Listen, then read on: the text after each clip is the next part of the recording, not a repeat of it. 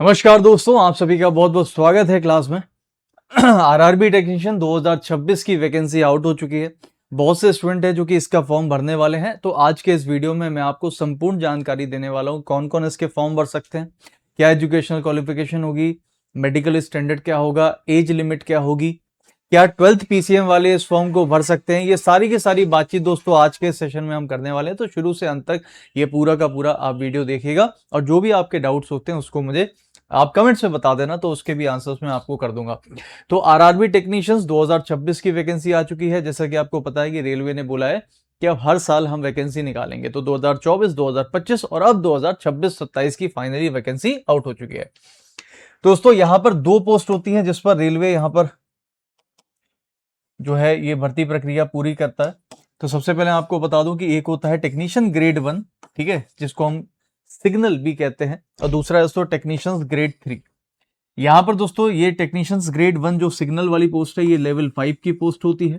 29,200 की यहाँ पर बेसिक पे है, लेकिन अगर आप ओवरऑल देखोगे तो ये लगभग 260-70 हजार के बीच की सैलरी बनती है जाके, जब आप बेचारे डीए वगैरह सब जोड़ देते हो। मेडिकल स्टैंडर्ड इसमें B1 चाहिए है दोस्तों। क्या होता है ये, इसके बारे में मैं आगे बताऊंगा आपको, ठीक है। उसके अलावा 18 से 33 साल की उम्र चाहिए और टोटल वैकेंसी है 323। वहीं पर अगर मैं बात करता हूं दोस्तों टेक्नीशियंस ग्रेड 3 की, तो ये लेवल 2 की पोस्ट होती है। बेसिक पे 19,900 है, लेकिन इसकी जो ऑन एन एवरेज सैलरी है दोस्तों, ये करीब करीब आपकी 30-40 हजार के करीब जाके पहुंचती है। इसके जो मेडिकल स्टैंडर्ड्स हैं जो अलग अलग पोस्ट के लिए अलग अलग होते हैं, उसके बारे में हम अभी बात करेंगे।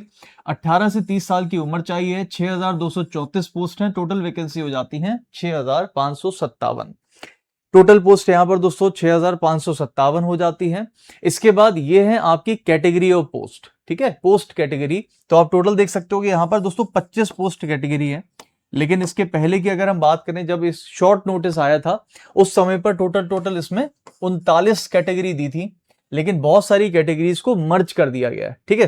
तो वैकेंसी कैटेगरी जो दोस्तों मर्ज हो गई है, उसकी वजह से 39 के अलावा अब यहां पर केवल आपकी बची है 25 कैटेगरी। तो उसमें कोई आपको नुकसान नहीं है, कैटेगरी केवल मर्ज करी गई है। जैसे इलेक्ट्रिकल्स की बहुत सारी कैटेगरी हुआ करती थी, उसको मर्ज कर दिया, और मर्ज करके आप देख सकते हो कि केवल यहां पर लिया है। इसी तरह से कारपेंटर में, मैकेनिक्स में और भी अलग अलग कैटेगरी में, ठीक है। तो यहां पर दोस्तों हर एक कैटेगरी के लिए आपको मेडिकल स्टैंडर्ड क्या चाहिए, जैसे कि B1 है, A3 है।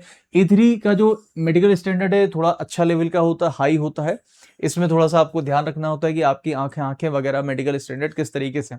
बाकी B1 कैटेगरी की बहुत सारी पोस्ट है यहाँ पर, C1 कैटेगरी की और B2 कैटेगरी भी कुछ पोस्ट है यहाँ पर, ठीक है।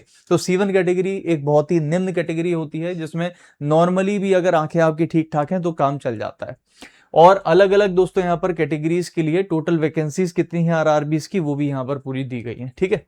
चलिए आगे दोस्तों यहां पर मैं बताना चाहूंगा 2024 का डेटा, 25 का डेटा और अब ये 26 का डेटा। देखिए 2024 से अगर आप कंपेयर करोगे तो आपको बहुत कम वैकेंसीज मिलेंगी या दिखेंगी। ग्रेड 1 की 1,092 पद थे, जबकि यहां पर केवल 323 पद हैं। यहाँ पर 13,000 पद थे, यहाँ पर केवल 62,000 समथिंग कुछ 6200 पद हैं। यहाँ पर टोटल वैकेंसी 14,298 थी, यहाँ पर केवल 6500 हैं लगभग। देखिए ऐसा इसलिए हुआ था क्योंकि ये जो आपकी वैकेंसीज थी ये लगभग 4 से 5 साल के बाद आई थी, है ना, 19 के बाद आई थी, इसलिए इतनी ज्यादा बढ़ के आई थी, क्योंकि 4-5 साल में। अब ये जो वैकेंसी है 24 के बाद देखिए अगले साल फिर आ गई, और उसके बाद अगले साल फिर आ गई। तो अब ये रेगुलर वैकेंसी आ रही है हर साल, इसलिए लगभग इन्होंने लिमिट कर दी। यहीं से आप देखोगे 14,000 से लिमिट करके यहाँ पर इन्होंने 6,200 समथिंग और यहाँ पर 6,500। तो अगर पिछले साल से देखा जाए तो वैकेंसी थोड़ी बढ़ के ही आई है, ठीक है। आगे दोस्तों यहाँ पर आवेदन प्रक्रिया और डेट क्या है, तो मैं आपको बता दूं कि आपका जो फॉर्म है वो 30 जून से शुरू हो चुका है। आप लोग इसको फॉर्म फिलअप कर सकते हो। कब तक भर सकते हो, 29 जुलाई तक आप इसकी फॉर्म फिलिंग कर सकते हो। ऑनलाइन पेमेंट कर सकते हो, ऑफलाइन पेमेंट भी आप यहां पर कर सकते हो।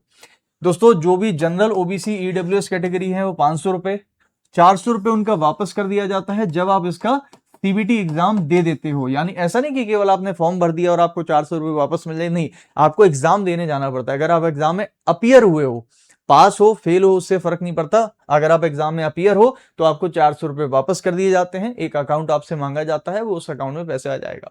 बाकी SC ST female ex serviceman वगैरह जो है वो 250 रुपए की करेंगे, और 250 के 250 पूरे के पूरे पैसे आपके रिफंड हो जाते हैं बाद में जब आप अपीयर हो गए। अगर मैं एज लिमिट की बात करूं दोस्तों, तो जो ग्रेड 1 की आपकी पोस्ट है 18 से 33 साल, और अगर ग्रेड 3 की बात करें तो 18 से 30 साल तक की आपकी उम्र होनी चाहिए। लेकिन कब से ये काउंट होगी, ये सबसे इंपॉर्टेंट है, 1 जुलाई 2026। यानी कि दोस्तों अगर आप 1 जुलाई 2026 तक 18 से कम साल के हो तो नहीं भर सकते, और अगर आप 1 जुलाई 2026 तक 33 साल से ज्यादा के हो रहे हो तो आप ग्रेड 1 नहीं भर सकते, और 30 साल से ज्यादा के हो रहे हो तो आप ग्रेड 3 नहीं भर सकते। इस बात का विशेष ध्यान रखिएगा। बाकी इसमें एज रिलैक्सेशन, जैसा कि आपको पता है SC ST OBC कैटेगरीज को मिलता है, वो यहां पर एज रिलैक्सेशन दिया है। OBC नॉन क्रीमी लेयर 3 साल, SC ST में 5 वर्ष की अधिकतम यहां पर छूट दी गई है आयु में।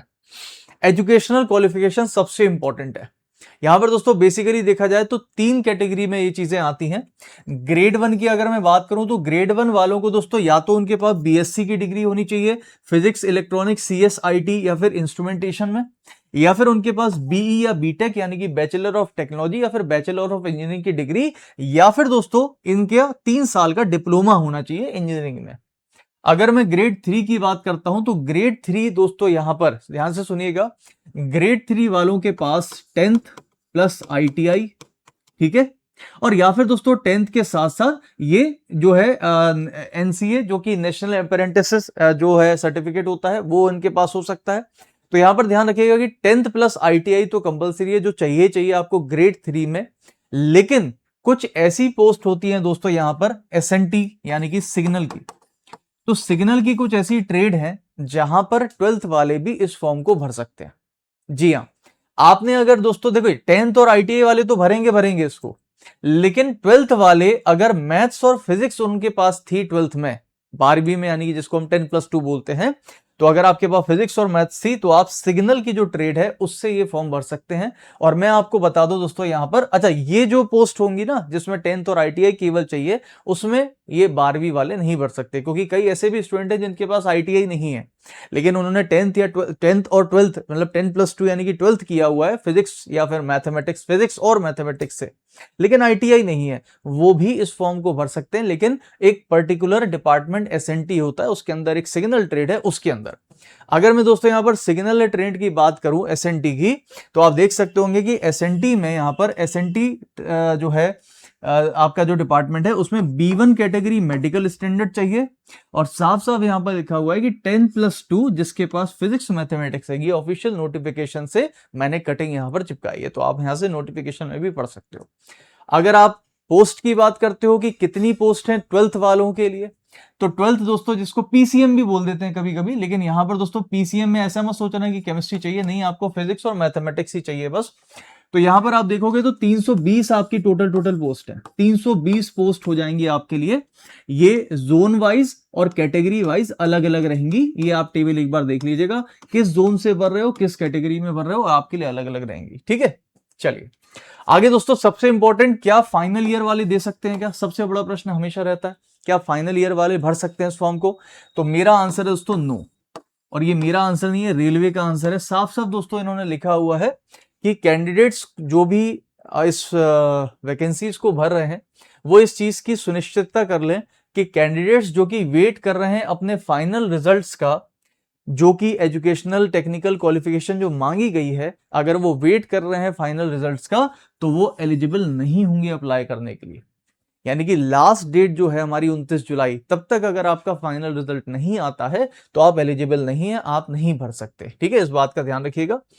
आगे दोस्तों, ये बहुत इंपॉर्टेंट चीज है, ये गलती बिल्कुल भी आपको नहीं करना है। बहुत सारे कैंडिडेट्स यहां पर ये गलती करते हैं और वो भविष्य में हमेशा किसी भी रेलवे एग्जाम्स के लिए आगे के लिए बार्ड हो जाते हैं, उनको दोस्तों बिल्कुल कैंसिल कर दिया जाता है, उनको कभी भी पेपर देने का मौका नहीं मिलता है। क्या गलती करते हैं, यहां पर साफ साफ दोस्तों यहां पर एक चीज लिखी होती है कि आप दोस्तों एक ही RRB को चूज करोगे और एक ही RRB से अपना फॉर्म भरोगे, और आप जैसे मान लीजिए दोस्तों यहां पर लेवल 5 की पोस्ट यानी कि ग्रेड 1 के लिए अगर आप भर रहे हो तो आप दोस्तों ग्रेड 1 का ही फॉर्म यहां पर फिर भरोगे। ऐसा नहीं कि ग्रेड 1 के अंदर आप अलग अलग RRB से बहुत सारे फॉर्म भर दें। यहां पर देखिए साफ साफ यहां पर लिखा हुआ है दोस्तों कि selection of RRB preference post candidates choose only one RRB in a given पे लेवल, मतलब ऐसा नहीं कि आप ग्रेड 1 भर रहे हो तो ग्रेड 3 नहीं भर सकते हो, भर सकते हो। ग्रेड 3 का अलग से फॉर्म भरा जाएगा और ग्रेड 1 का अलग से फॉर्म भरा जाएगा, ठीक है।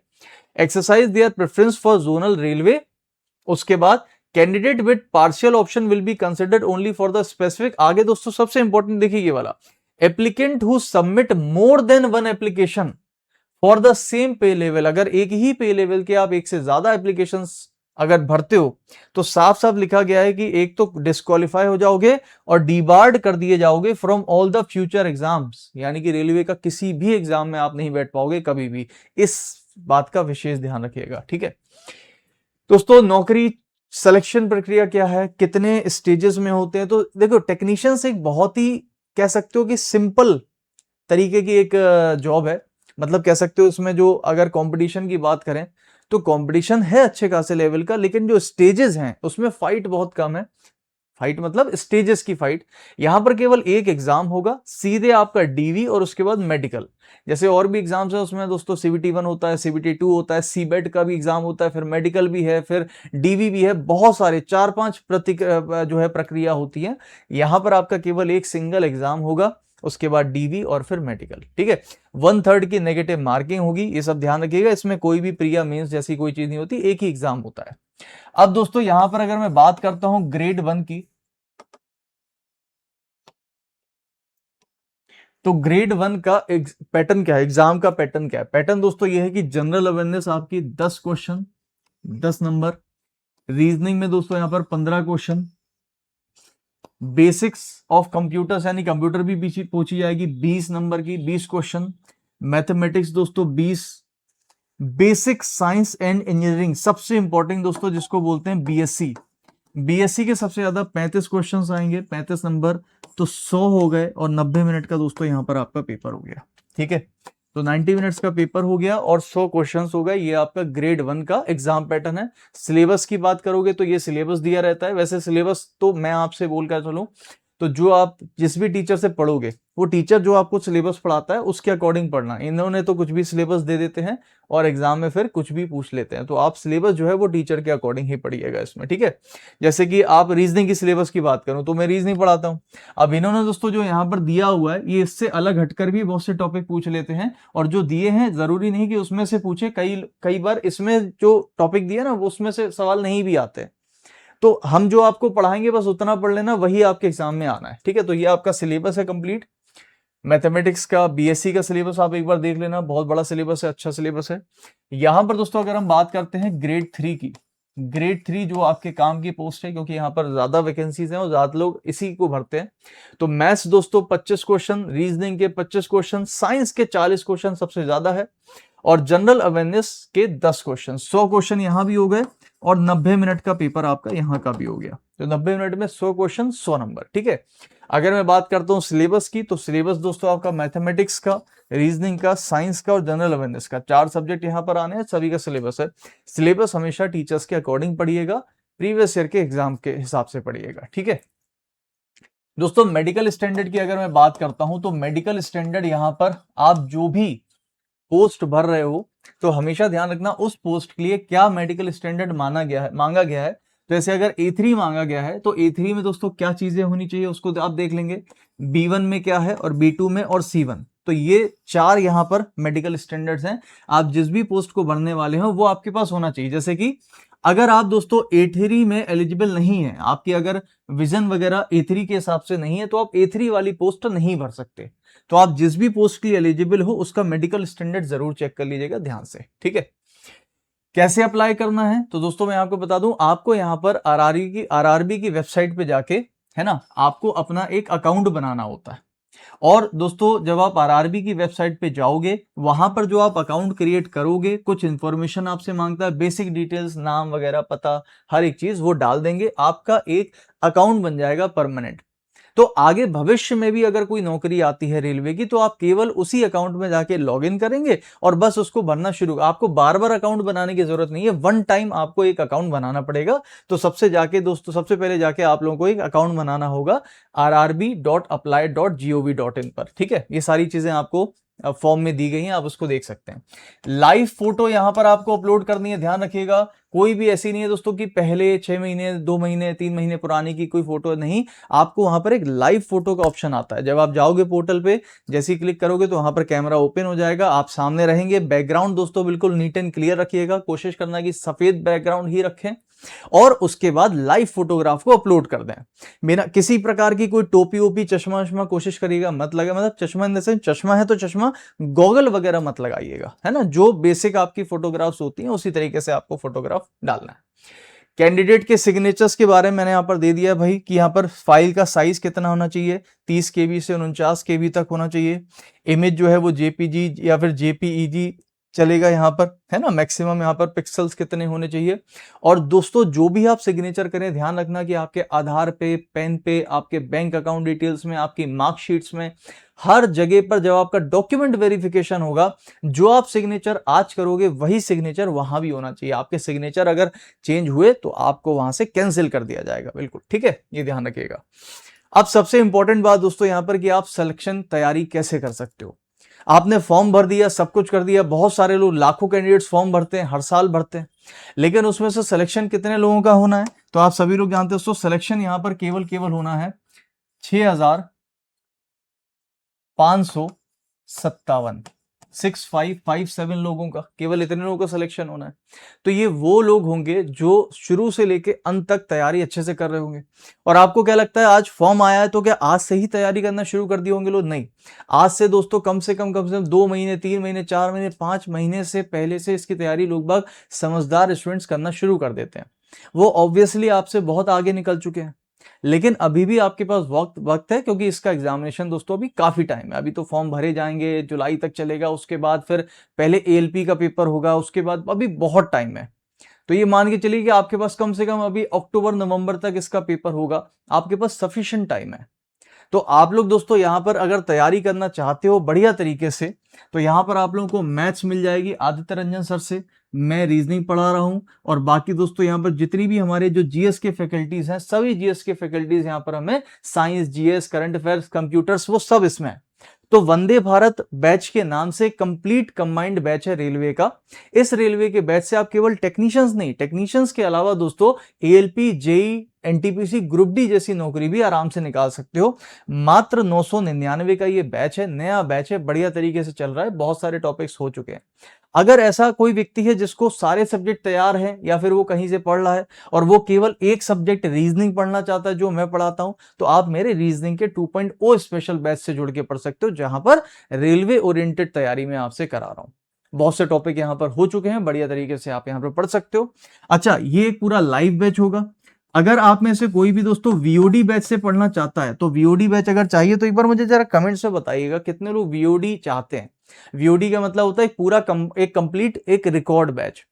कई लोग यहां पर, मैक्सिमम लोग आजकल स्टूडेंट जो है वो VOD बैच ज्यादा पसंद करते हैं, क्योंकि उससे क्या होता है कि दोस्तों सारी चीजें हमें वहां पर एक साथ एक जगह पर सारे टॉपिक मिल जाते हैं, वो भी कंप्लीटेड। हर दिन हमें लाइव क्लास में नहीं जाना, एक एक टॉपिक कंप्लीट करना। आप एक दिन में 10 टॉपिक भी कंप्लीट कर सकते हो, 2 टॉपिक भी कंप्लीट कर सकते हो। आज ये वाला टॉपिक का मन नहीं है तो दूसरा उठा लिया, दूसरा नहीं तो तीसरा। तो VOD से ये फायदा होता है। कितने लोग दोस्तों VOD चाहते हैं रीजनिंग का, मुझे बताइएगा, तो मैं उसके ऊपर फिर काम करता हूं, VOD बैच आपके लिए लेकर आता हूं, ठीक है। तो आप सभी लोग यहां पर बढ़िया तरीके से तैयारी करिए। विद्याग्राम एप्लीकेशन पे ज्वाइन करके डिस्क्रिप्शन में आपके पास लिंक है, और डाउनलोड भी कर लेना एप्लीकेशन। बाकी दोस्तों यहां पर जैसा कि आपको मैंने बताया कि जब आप ये पूरा CBT क्लियर कर लेंगे, उसके बाद आपका डॉक्यूमेंट वेरिफिकेशन होगा। ये एक बात की प्रक्रिया है, क्या क्या इसमें डॉक्यूमेंट सबमिट होंगे, क्या जरूरत पड़ेंगे, वो हम उस टाइम पर आपको बता देंगे। हालांकि हमने यहां पर लिखा हुआ है, आप उसको एक बार पढ़ सकते हैं। और मेडिकल स्टैंडर्ड्स जैसा कि मैंने बोला A3, B1, B2 और C1। तो C1 बहुत ही एक निम्न कैटेगरी का होता है, वो लगभग सभी लोग पास कर लेते हैं। सबसे इंपॉर्टेंट बात दोस्तों यहां पर ध्यान रखना, अगर आप लोगों का लेसिक ऑपरेशन हो चुका है, लेसिक सर्जरी अगर हुई है, तो आप A3 कैटेगरी की कोई भी पोस्ट के लिए एलिजिबल नहीं होंगे। आप अगर लेसिक है तो आप नहीं भर सकते A3 को छोड़कर आप कोई भी दोस्तों कर सकते हैं, ठीक है। तो ये सब चीजें एक बार ध्यान रखिएगा सभी लोग, और उसके हिसाब से ही अपनी ये सारी की सारी जो पोस्ट है उसको भरिएगा। इसके अलावा दोस्तों जैसा कि मैंने आपको बताया कि ग्रेड 1 जो लेवल 5 है पोस्ट इसकी सिग्नल में, यहां पर आपकी जो वेतन है दोस्तों लगभग 60,000 तक पहुंच जाती है। और लेवल 2 की जो ग्रेड 3 की पोस्ट है दोस्तों, ये लगभग 38 से 42,000 तक की जो सैलरी है वो पहुंच जाती है। तो अच्छी खासी पोस्ट है। 12th वाले भी इसको भर सकते हैं, जैसे कि मैंने बताया 12th में जिसका फिजिक्स और मैथ्स है वो भी भर सकते हैं, उनके लिए भी यहाँ पर 323 पोस्ट है यहाँ पर। और पिछले साल की अगर कट ऑफ की बात करें तो आप देख सकते होगे दोस्तों यहाँ पर 2024 की यहाँ भी हम बात कर रहे हैं 2024-25 में। तो ये दोस्तों यहाँ पर कट ऑफ्स हैं, हर एक कैटेगरी की जोन वाइज कट ऑफ्स आती हैं, है ना। तो इसके आधार पे आप तैयारी कर सकते हो। हालांकि दोस्तों हर साल एक कंपटीशन बढ़ता है, वैकेंसी कम ज़्यादा होती है, पेपर का लेवल कम ज़्यादा होता है। तो आप यहाँ पर ये मान के चलो कि आप लगभग दोस्तों 80 प्लस नंबर कम से कम लेके चलो कि लाना है। और आप सोचोगे सर क्या बहुत कठिन है? नहीं, कठिन नहीं है, आसान है। अगर आप सही जगह से सही टीचर से पढ़ते हो, सही टाइम से तैयारी शुरू करते हो, तो 80 नंबर लाना कोई ऐसा कठिन नहीं होता है। हाँ, बस आपको डेडिकेशन, मेहनत और एक तरीके से कह सकते हो कि फोकस रहना अपनी तैयारी पर। ये नहीं कि आप सोचो कि भाई आज नहीं तो कल कर लेंगे, कल नहीं तो परसों। तो ये था दोस्तों पूरा का पूरा डिटेल्ड एनालिसिस आपके नोटिफिकेशन का। कोई भी अगर डाउट है तो आप वीडियो के कमेंट सेक्शन में मुझे बता दीजिएगा, मैं उसके रिप्लाईज कर दूंगा। और कुछ भी और वीडियो आप बनाना चाहते हैं, क्या चीजें बताना, और क्लासेस आप यूट्यूब पर दोस्तों क्या करना चाहते हैं, क्या हम लोग प्रीवियस ईयर के क्वेश्चन सॉल्व कराना शुरू करें, या फिर आने वाले संभावित क्वेश्चंस मिक्स मॉक टेस्ट कराएं, टॉपिक वाइज कराएं, जो भी आपकी डिमांड हो एक बार कमेंट में लिखना कि किस तरीके की क्लासेस आप चाहते हैं। मिलते हैं दोस्तों आपसे क्लास में, तब तक के लिए बहुत बहुत शुक्रिया। जय हिंद मेरे प्यारे दोस्तों, थैंक यू।